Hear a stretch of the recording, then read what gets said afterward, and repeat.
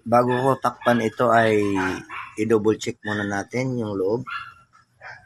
Baka may nakalimutang mga lock pin, mga selector. Okay, so far kompleto naman siya. So dito sa bandang likuran, check natin, maybe. Okay, may lock pin naman yung selector fork.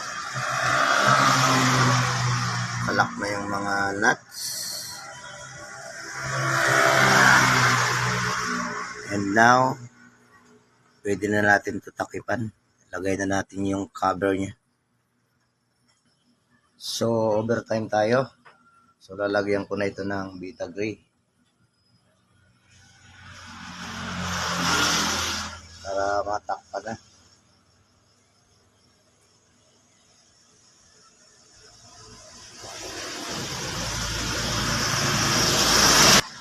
Alright, Vita Green na yung transmission at itong kanyang cover. So, ikakabit na natin ito.